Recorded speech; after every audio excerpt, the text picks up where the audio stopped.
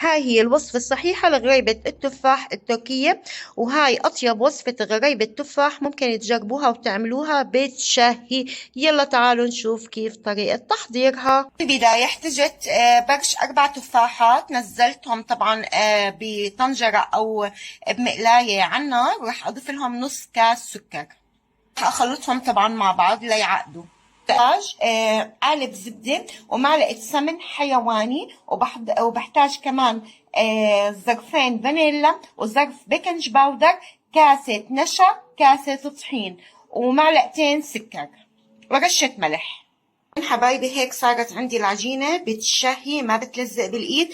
وطبعا بعد ما ضفت المكونات كامل عجنتها بربع كاسة حليب، وراح أخليها ترتاح نص ساعة. عندي التفاح بلش يعقد، راح أضيف له رشة قرفة صغيرة. هلا نزلت العجينة ورقيتها، وبغطاية الطنجرة راح طبعا أظبط الشكل. شايفين هيك طبعا قطعتها، شايفين كيف، وحشيتها. وطبعا ما ننسى نحط فيها إذا بتحبوا جوز، بتعطيها أول إشي طعمة كتير طيبة، والشغلة الثانية بتعطيها قرشة.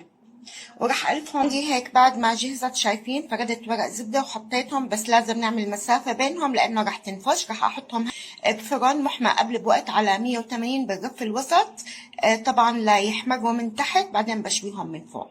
شايفين حبايبي، وهيك بعد ما انخبزت ما شاء الله ما بحكي لكم الريحة من الآخر. الطعم بيشهي وبيدوب ذوبان. حبايبي كنت معكم نسرين السعدي. لو عجبتكم وصفتي ما تنسوا الاشتراك بصفحتي، وصحة وهنا للجميع. دمتم بأمان الله.